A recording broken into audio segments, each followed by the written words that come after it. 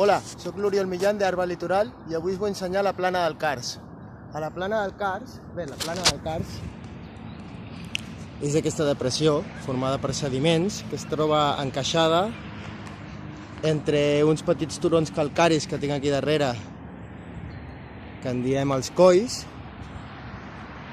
i la serralada litoral pròpiament dita, concretament per allà tenim el massís del Garraf i aquí la serra de Bonaire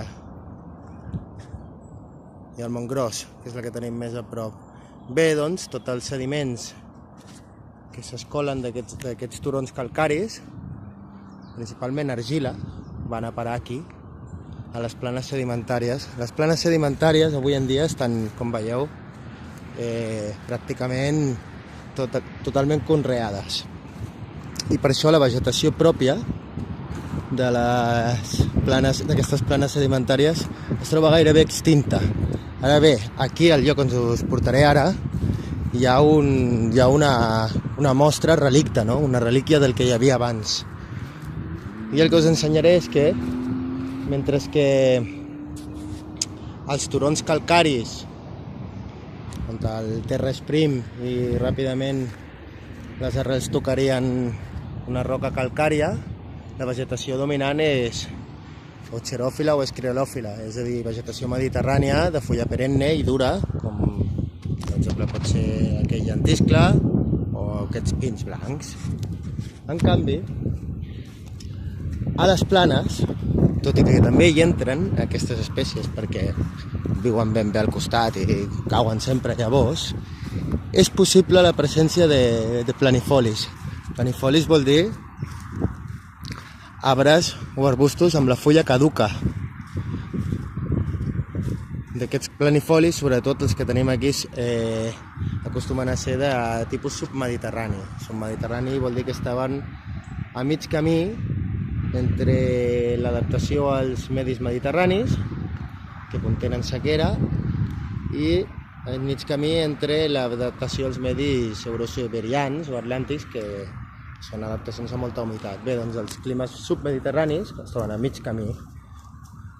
Per aquesta raó, la majoria de les grans rouredes aquí a Catalunya submediterrànies les trobem a mitja muntanya, i en canvi aquí a terra baixa es comporten una mica com riberenques i es limiten a formar galeries.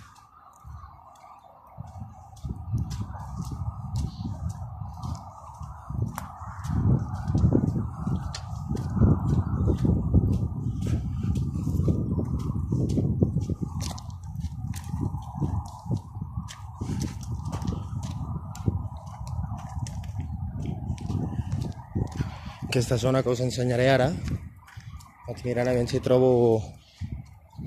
Heu sentit? Això és el gaig.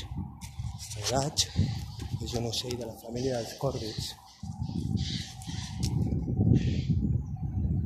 Molt intel·ligent, molt, que es dedica cada tardor a recollir glans i enterrar-les, amb la intenció d'emmagatzemar-les i després al llarg de l'hivern poder consumir-les.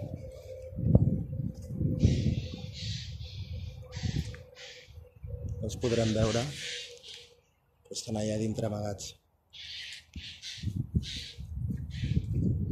Garrulus glandarius, ocell de la família dels còrvids, responsable de gran part de la dispersió de les glans del gènere Quercus, és a dir, de glans de roures i d'alzines.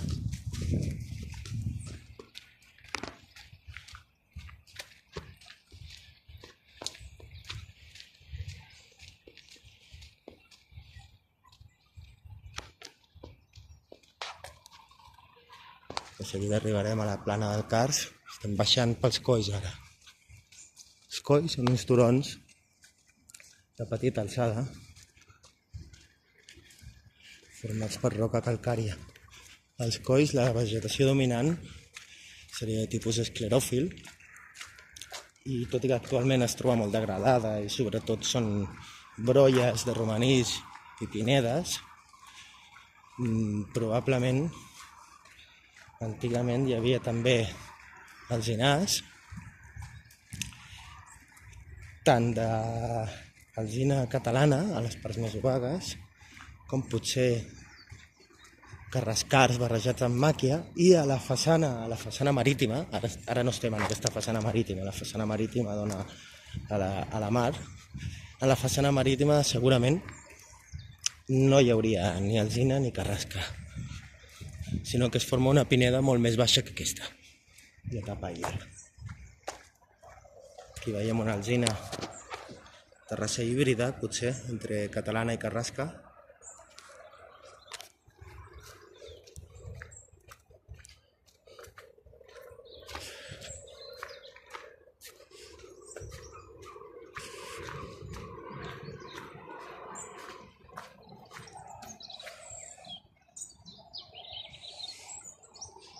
Aquesta la podem considerar prou catalana.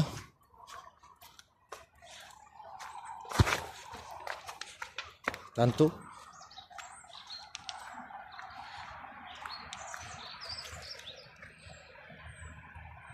I aquí tenim un rodal bastant bonic.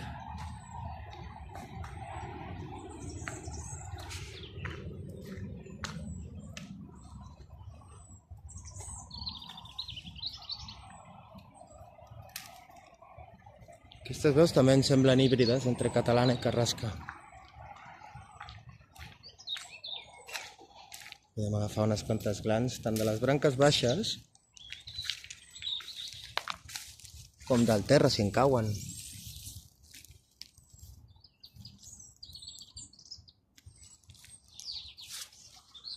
Anem a entrar una mica a la pineda i us ensenyo com fer una sembra.